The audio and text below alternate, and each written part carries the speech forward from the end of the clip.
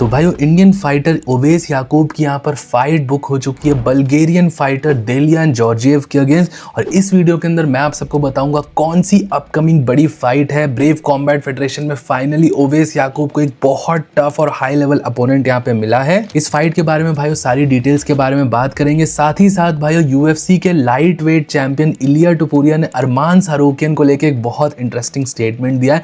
और उनका ऐसा कहना है कि अरमान सारूकियन एक्चुअली में बिल्कुल भी रिच नहीं है, वो बस प्रिटेंड करता है। और ऐसा कहना है उनका कि अरमान सारूकियन का बेसिकली एक कार रीसेलिंग का बिजनेस है और उसको ही वो यूज करता है और रशिया में कार रीसेल करता है, इसलिए उसके पास इतनी सारी लग्जरी कार्स होती हैं। तो इन सारी चीज़ों के बारे में बात करेंगे। साथ ही साथ जेक पॉल का जो एमएमए इवेंट था नेटफ्लिक्स के अंदर, उसके 17 मिलियन व्यूअर्स यहाँ पे निकल के आए हैं। और ऐसा कहा जा रहा है कि इसने यूएफसी के भी रिकॉर्ड्स को तोड़ दिया है। जेक पॉल ने तो यहाँ पर ओथ ली है कि वो अपनी फॉलोइंग और अपनी प्रमोशनल स्किल्स को यूज़ करेगा पूरे एक्सटेंट तक और यूएफसी को यहाँ पर बीट करेगा। तो सारी चीज़ों के बारे में इस वीडियो के अंदर डिस्कस करेंगे, लेकिन उससे पहले आप सब वीडियो को लाइक कर देना, चैनल को सब्सक्राइब कर देना यूएफसी कॉम्बैट स्पोर्ट्स का ऐसा ही कंटेंट हिंदी में एंजॉय करने के लिए।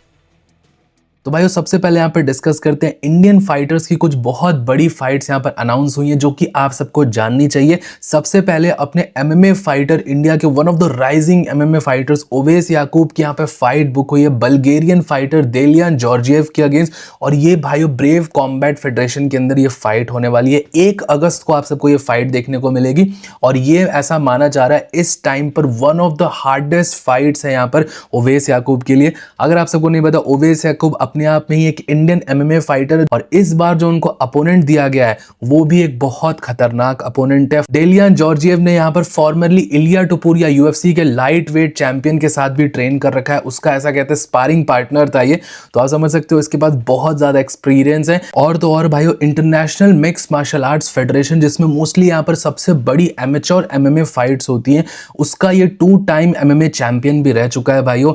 तो आप सब समझ सकते हो इस बार एक बहुत सॉलिड कंटेंडर यहाँ पर ओवेस याकूब के अगेंस्ट डाला गया है। अब जिन्हें नहीं पता, लास्ट फाइट के बाद काफी सारी ऐसी क्रिटिसिज्म डाली गई थी कि ओवेस याकूब को एक बहुत इजी अपोनेंट दिया गया। ओवेस याकूब का अपोनेंट एक कैन था, इसलिए ओवेस याकूब ने इतनी डोमिनेंट फिनिश फर्स्ट राउंड के अंदर निकाली है। तो इस बार भाइयों ये सारे डाउट्स यहाँ पे क्लियर हो जाने चाहिए। ओवेस याकूब को एक बहुत टफ अनडिफीटेड अपोनेंट यहाँ पर दिया गया है। तो भाइयों बहुत मजा आने वाला है। 1 अगस्त को यहाँ पर ये फाइट होने वाली है। और भाइयों ऐसा भी माना जा रहा है कि अगर ओवेस याकूब ने इस फाइट को भी एक डोमिनेंट विक्ट्री के साथ जीत लिया तो शायद उनको ये ब्रेव कॉम्बैट फेडरेशन का लाइट वेट टाइटल शॉट या फिर कोई टॉप कंटेंडर भी दिया जा सकता है।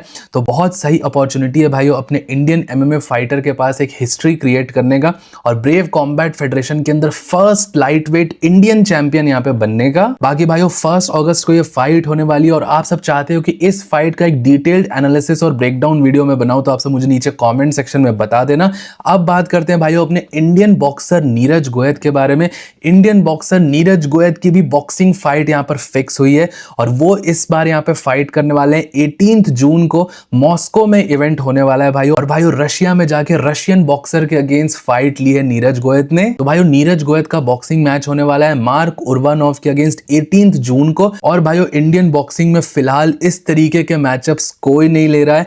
रशिया में जाके एक रशियन अपोनेंट के अगेंस्ट फाइट करना अपने आप में ही बहुत बड़ी बात है। बहुत सारे लोग यहाँ पे क्रिटिसाइज करते थे नीरज गोयत को कि वो इन्फ्लुएंसर्स के अगेंस्ट फाइट कर रहा है एक्सेट्रा एक्सेट्रा। इस टाइम उनको एक प्रॉपर रशियन बॉक्सर मिला है और ये भाइयों अपने आप में ही बहुत टफ होता है। हम सबको पता है रशिया एज अ कंट्री जानी जाती है बॉक्सिंग के लिए, कितने टफ बॉक्सर्स यहाँ से निकल के आते हैं। और निशान देव का हम सबको पता है, निशान देव ने प्रोफेशनल बॉक्सिंग में किस तरीके से धूम मचाया है और इस टाइम पे नीरज गोयत ने भी इतनी तगड़ी फाइट ली है। तो अपने इंडियन बॉक्सर्स भी यहाँ पर भाइयों रैंप अप कर रहे हैं। मजेदार फाइट्स यहाँ पर आने वाली है आगे कुछ महीनों में भाइयों। इंडियन फाइटर्स की फाइट्स लाइंड अप है। और ये तो रही इंडियन बॉक्सर्स की बात। आप सबको इंडियन एमएमए फाइटर्स और इंडियन यूएफसी फाइटर्स के बारे में भी पता ही है।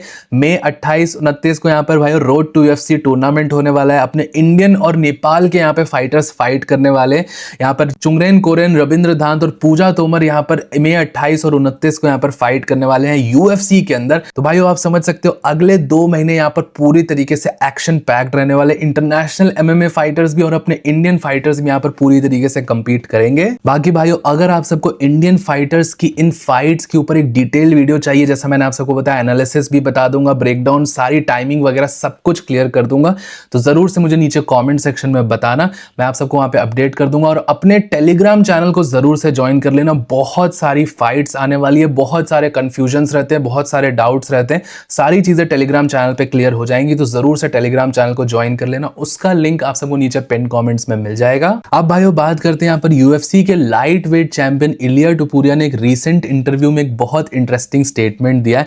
अब आप सबको पता होगा यहाँ पर पिछले कुछ टाइम से अरमान सारूकियन काफी ज्यादा फेमस हो रहा है यूएफसी के अंदर, और ऐसा माना जाता है अरमान सारूकियन शायद डेना वाइट से भी ज्यादा अमीर हो, क्योंकि उसका फैमिली बिजनेस है, उसके फादर बहुत ज्यादा रिच है, और उसका जो रशिया में फैमिली बिजनेस है उससे वो अपने पूरी लाइफस्टाइल को फंड करता है। जिन्होंने अरमान सारूकियन को फॉलो करा होगा, और मोस्टली लोग आप जो देख रहे होंगे सब अरमान सारूकियन को फॉलो करते होंगे, आपने देखा होगा कभी रॉल्स रॉयस, बुगाडीज और पूरी लग्जरी लाइफस्टाइल, यहाँ पर यॉट वॉट सारी चीजें यहाँ पर उसके पास है, और वो सारी चीजें बढ़िया तरीके से फ्लॉन्ट करता है। अब भाइयों मैं आप सबको बता देता हूँ, एज अ यूएफसी फाइटर सिर्फ यूएफसी फाइट करके भले आप चैंपियन बन जाओ, डबल चैंपियन बन जाओ, यूएफसी से आप अकेले इतना पैसा नहीं कमा सकते हो कि आप यॉट, बुगाटी, रॉल्स रॉयस ये सारी चीजें अफोर्ड कर पाओ।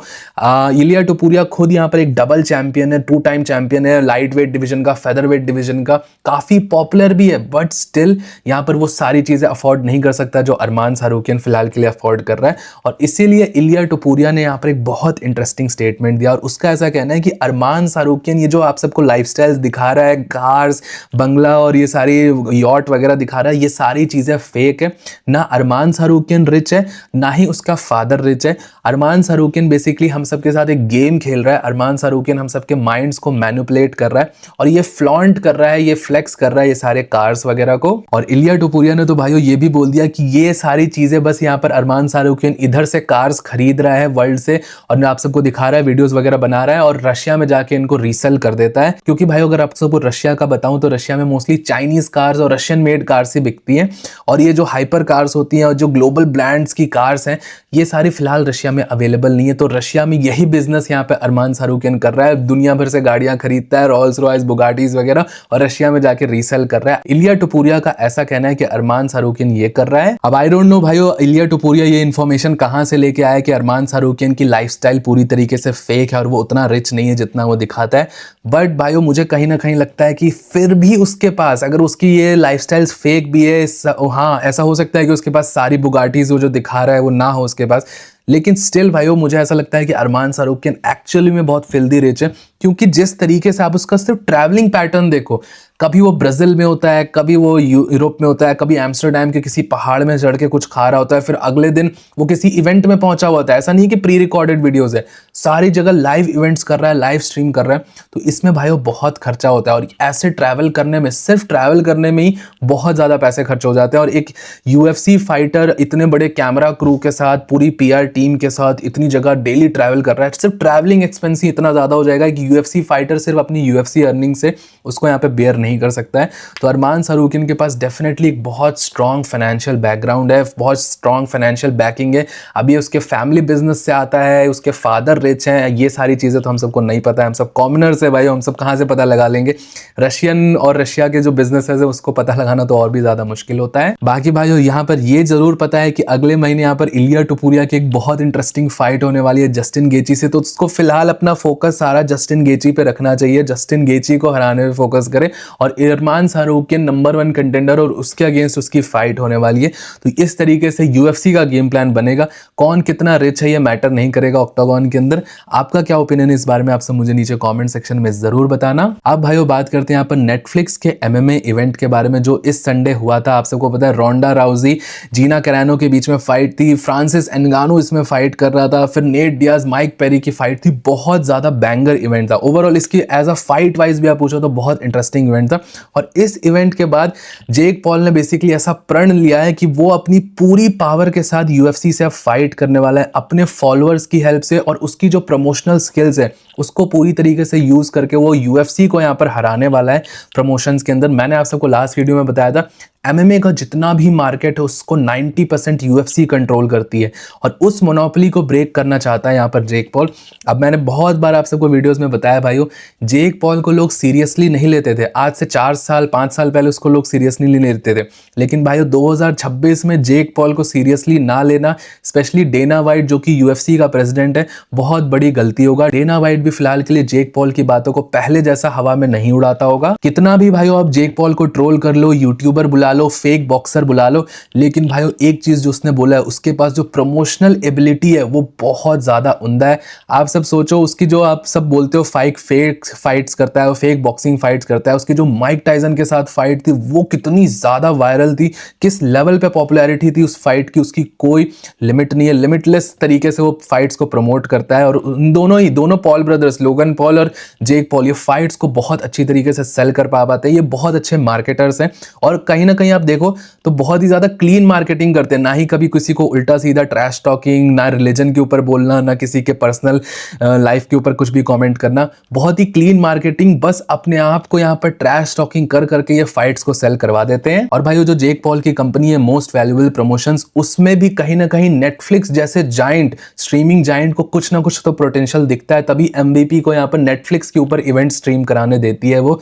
तो भाई बहुत ज़्यादा चांसेस है यहाँ पर कि आगे आने वाले टाइम में भले यहाँ पर वन चैंपियनशिप फेल हो गई हो, बेलेटोर फेल हो गई, स्ट्राइक फोर्स, पीएफएल सब फेल हो गए, लेकिन मे बी शायद जेक पॉल यहाँ पर कुछ करके दिखा दे। जेक पॉल एमवीपी के साथ यहाँ पर जो एमएमए इवेंट्स है, अगर हर 3 महीने 4 महीने पे ही इनिशियली स्टार्ट कर दे ऐसे इवेंट्स कराना, एक सॉलिड कंटेंडर मुझे तो ऐसा लगता है एमवीपी यहाँ पर बन सकती है यूएफसी के लिए। बाकी भाई जो लास्ट इवेंट, जो फर्स्ट इवेंट इन्होंने एमएमए का करवाया, उसमें यहाँ पर 17 मिलियन व्यूज आए नेटफ्लिक्स के ऊपर। अब बहुत सारे लोगों के हिसाब से बहुत बड़ा नंबर है 17 million views first MMA event के ऊपर ही आ जाना। नेटफ्लिक्स के ऊपर जो पीक वॉचिंग गई थी वो यहाँ पर रिवील करी गई, तो ये अपने आप में ही बहुत सॉलिड नंबर्स है। ऑब्वियसली इसमें से इतना बड़ा नंबर इसलिए निकल के आया क्योंकि बहुत लोग, नेटफ्लिक्स के यूजर बेस बहुत बड़ा है, तो ऐसे भी लोगों ने देख लिया यहाँ पर इवेंट। बट स्टिल भाइयों मुझे ऐसा लगता है कि ये इवेंट अपने आप में ही बहुत पॉपुलर और एक सक्सेसफुल इवेंट था, इसको पूरी तरीके से फिलहाल के लिए डिनाई नहीं किया जा सकता। और भाइयों ये चीज मैं आप सबको अभी भी बता सकता हूँ गारंटीड के साथ कि यूएफसी की जो मैनेजमेंट होगी, जो यूएफसी का जो टॉप मैनेजमेंट होगा या जो बोर्ड ऑफ डायरेक्टर्स होंगे, सब बैठ के इस इवेंट को नोटिस जरूर कर रहे होंगे, जेक पॉल को काउंटर करने की स्ट्रैटेजी जरूर बना रहे होंगे। क्योंकि भाइयों आज से, जैसा मैंने आपको बताया, 4-5 साल पहले जेक पॉल ये सारी चीजें बोलता था, फेक फाइट्स, बॉक्सिंग फाइट्स वगैरह वगैरह सारी चीजें बहुत ही ज्यादा ऐसे हल्की लगती थी, बट रिसेंट टाइम्स में उसने प्रूव करके दिखाया, खुद भी बॉक्सिंग करता है तो बहुत ज्यादा पॉपुलर इवेंट्स करा देता है। और ये नेटफ्लिक्स के साथ उसने इवेंट कर दिया, नेटफ्लिक्स के साथ जो पार्टनर हुआ है, यो यूएफसी की मोनोपोली को जरूर से खतरे में डालता है। बाकी भाइयों आप सबका क्या सोचना है इस बारे में, आप सब मुझे नीचे कमेंट सेक्शन में जरूर बताइएगा। टेलीग्राम चैनल को जरूर से चेकआउट कर लेना, पिन कमेंट्स में आप सबको उसका लिंक मिल जाएगा। टिल देन भाइयों मिलता हूं आप सबको नेक्स्ट वीडियो में अगले अपडेट के साथ। Bye bye.